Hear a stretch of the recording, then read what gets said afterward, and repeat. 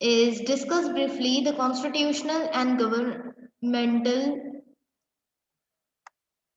provisions made to uplift the status of scheduled caste.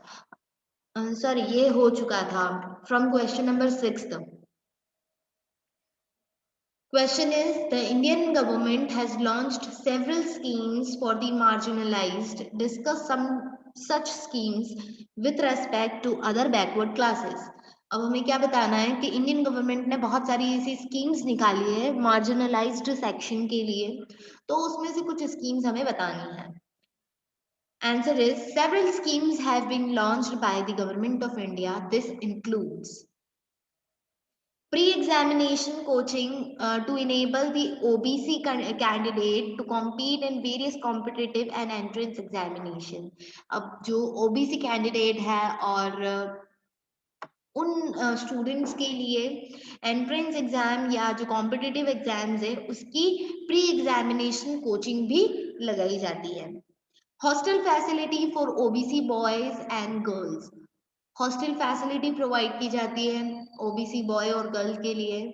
Then financial help through pre and post matric scholarship facilities for OBC. अब OBC में OBC के जो students होते हैं या candidate जो होते हैं जनरली स्टूडेंट्स, तो उन स्टूडेंट्स के लिए प्री मैट्रिक और पोस्ट मैट्रिक स्कॉलरशिप भी प्रोवाइड की जाती है. Then assistance to voluntary organisation for the welfare of OBCs. अब ओबीसी के वेलफेयर के लिए ऑर्गेनाइजेशंस बनाई गई हैं. फिर 27% of reservation in government.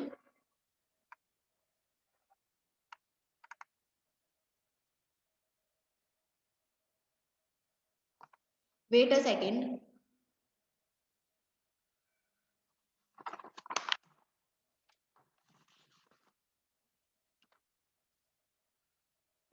In government services, right. तो 27% रिजर्वेशन गवर्नमेंट सर्विस में ओबीसी या जो बैकवर्ड क्लास है उनके लिए रखा गया है, राइट. सो ये कुछ प्रोविजंस थे जो गवर्नमेंट ऑफ इंडिया ने क्या किए हैं, लॉन्च किए हैं मार्जिनलाइज्ड सेक्शन के लिए. नेक्स्ट क्वेश्चन है, what are the main provisions for prohibition of employment as manual scavengers and their Rehabilitation Act 2013. Has this act eliminated manual scavenging? जो मैनुअल स्कैवेंजिंग एक्ट बनाया गया था रिहेबिलिटेशन एक्ट 2013, तो इसके main provisions क्या थे और क्या ये मैनुअल स्कैवेंजिंग बंद हो चुकी है या एलिमिनेट हो चुकी है? So the objective of prohibition of prohibition of employment of manual scavenging and the Rehabilitation Act 2013 Act was to do the following. First one is eliminate the insanitary latrines. Second, employment of manual scavengers, hazardous manual cleaning of sewer and septic tanks. Third is survey of manual scavengers and their rehabilitation in a time bound manner. Right. तो ये कुछ क्या थे provisions थे, main provisions थे जिसके under जो manual scavengers थे उनके लिए एक डेवलपमेंटल या कह सकते हैं कि प्रोहिबिशन एक्ट था जिसके कारण मैनुअल स्कैवेंजिंग क्या हुई, एलिमिनेट हुई, right. Next, describe the effort made to improve the condition of the minorities and the women in India.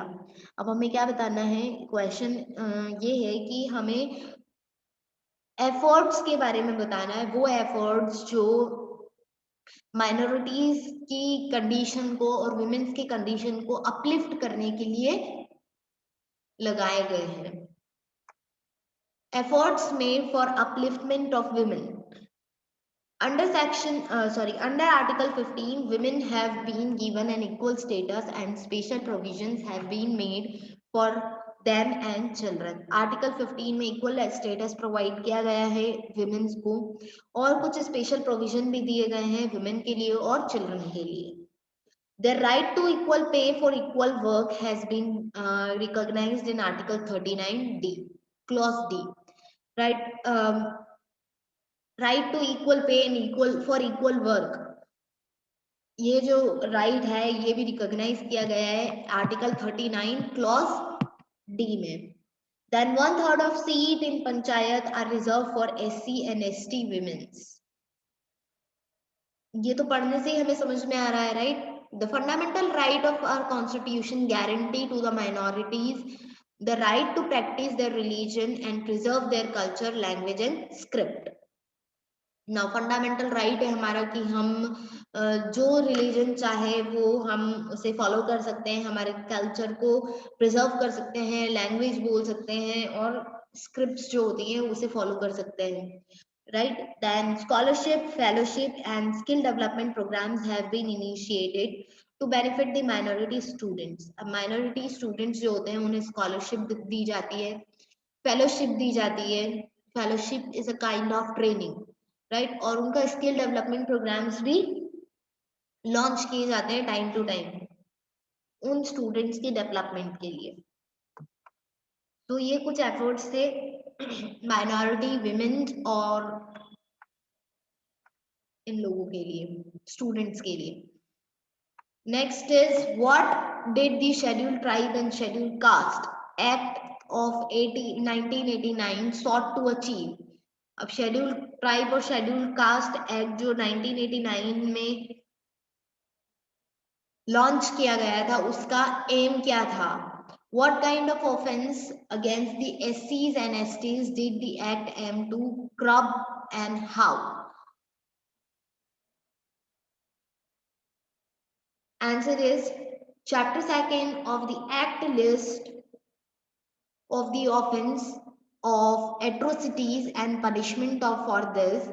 अब जो चैप्टर 2 इस एक्ट का जो सेकंड चैप्टर है उसमें बताया गया है कि इट्स अ ऑफेंस या इट्स अ पनिशेबल ऑफेंस कि अगर आप कुछ ऐसा उन लोगों को शेड्यूल कास्ट और शेड्यूल ट्राइब के साथ इनजस्टिस करते हो, राइट? तो it's a punishable offence. Atrocities मतलब होता है कि अत्याचार करना. Some of this atrocities are mention here. और कुछ एट्रोसिटीज, कुछ अत्याचार यहाँ पे मेंशन किए गए हैं, जैसे कि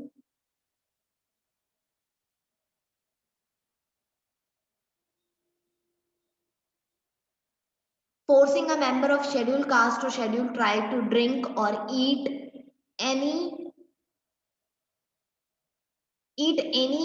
unedible or obnoxious substance. किसी मेंबर को या SC/ST के मेंबर को फोर्सफुली कोई चीज खिलाना या पिलाना जो इनएडिबल है, जो कंज्यूम नहीं की जा सकती, जो बहुत ज्यादा टॉक्सिक होती है, अनप्लेजेंट होती है, वो गलत है. ये एट्रोसिटीज के अंडर आता है. It's a punishable thing. Then acting with intent to cause injuries, insult and annoyance to any member of scheduled caste or scheduled tribe by dumping excreta, waste matter, carcasses or any other obnoxious substance in his premises or neighborhood. अगर मतलब sometimes कोई intentionally कोई person किसी SC/ST का जो member है उसे क्या करता है, परेशान करता है, इंसल्ट करता है या उसे चोट पहुंचाने की कोशिश करता है, या फिर उसके घर की जो प्रेमाइसेस होती है, उसके जो रहने की जगह होती है, वहां पे एक्सक्रेटा जो वेस्ट मैटर्स होते हैं उसे अगर फेंकता है, तो ये भी क्या है, it's a punishable offence.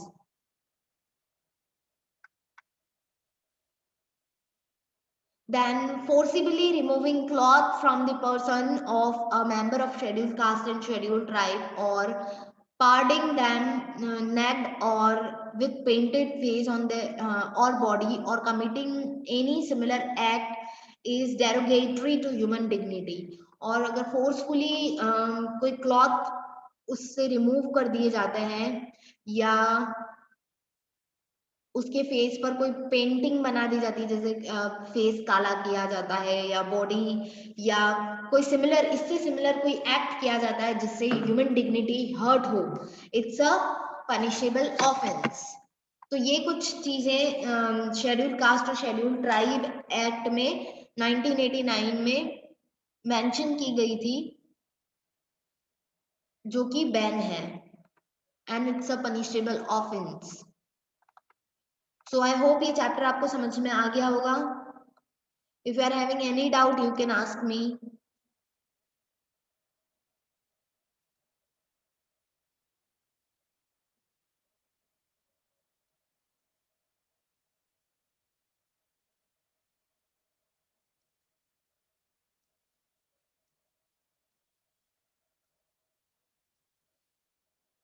Now please take out history chapter number 13, उसके question answers मैं आपसे पूछूंगी।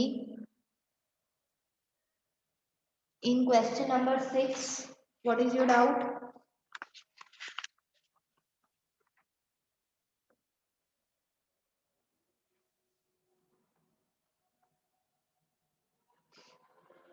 Yes, question number 6 का क्या doubt है? जिसे doubt है, raise your hand.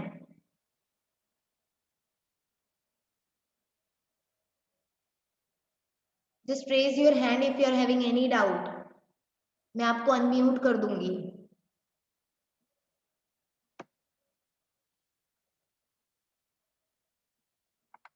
वो समझ में नहीं आया। ओके, तो question number 6 is so simple that इसमें क्या कहा गया है कि जो मार्जिनलाइज्ड सेक्शन है उनके लिए बहुत सारी स्कीम्स गवर्नमेंट ने लॉन्च की है, तो उसमें से कुछ स्कीम्स हमें बतानी है। जैसे पहली स्कीम इसमें दिया है कि प्री एग्जामिनेशन कोचिंग लगाती है गवर्नमेंट ओबीसी स्टूडेंट्स के लिए, उन कैंडिडेट के लिए, जैसे कॉम्पिटिटिव एग्जाम्स होती है ना या एंट्रेंस एग्जाम होती है, उसके पहले भी उनके लिए प्री एग्जामिनेशन कोचिंग दी जाती है फ्री या एट सम नॉमिनल प्राइसेस।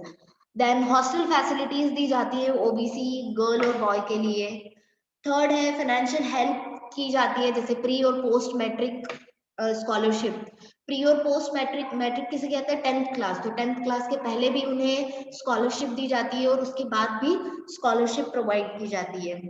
फिर वॉलंटियरी ऑर्गेनाइजेशंस भी हैं कुछ जो उनकी हेल्प करती हैं, और 27% रिजर्वेशन है गवर्नमेंट सर्विस में इन मार्जिनलाइज्ड सेक्शन के लिए। ठीक है,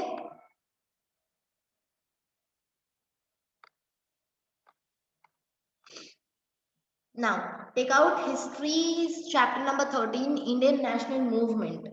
इसके सिर्फ ये 5 क्वेश्चंस मैं आपको एक्सप्लेन कर रही हूँ। एक्चुअली एक्सप्लेन क्या, आई एम जस्ट रीडिंग, क्योंकि ये बहुत इजी आंसर्स हैं, सिर्फ 1 या 2 वर्ड्स के हैं जो। Now, first question is when was the Indian National Congress formed? Indian National Congress कब form हुई थी? So, Indian National Congress was formed in 1885. कब form हुई थी? 1885 में, right? Next, name the leading member of Hindustan Republican Association. तो leading members के नाम बताने, राम प्रसाद बिस्मिल, जोगेश Chatterjee, Sachindra Nath Sanyal, Bhagat Singh, Chandrashekhar Azad were leading members of Hindustan republican association. ये इस एसोसिएशन के लीडिंग मेंबर्स थे। What did the Lucknow Pact bring about? Lucknow pact किस बारे में था, मतलब किस चीज से रिलेटेड था? So the Lucknow Pact of 1916 brought about Hindu-Muslim unity. So Lucknow pact जैसे ही हुआ 1960, इसके बाद क्या हुआ, हिंदू मुस्लिम में यूनिटी आ गई। What did Morley Minto refer introduce? Reformers introduce, Morley Minto reformers ने क्या इंट्रोड्यूस किया? The Morley Minto reformers of 1909 introduce separate electorate for Muslims, उन्होंने क्या इंट्रोड्यूस किया, सेपरेट इलेक्टोरेट मुस्लिम्स के लिए इंट्रोड्यूस किया। Then give the name of 3 associations formed prior to the founding of Indian National Congress. Indian national Congress के prior, पहले 3 ऐसी associations के नाम बताओ जो बनाई गई थी। तो द लैंड होल्डर्स सोसाइटी, ये पहली थी। देन Bengal British Indian society, this was the second one, and the third one was the Madras native association. These were the 3 associations formed prior to the founding of the Indian National Congress. ठीक है, बहुत easy है, right? So this is it.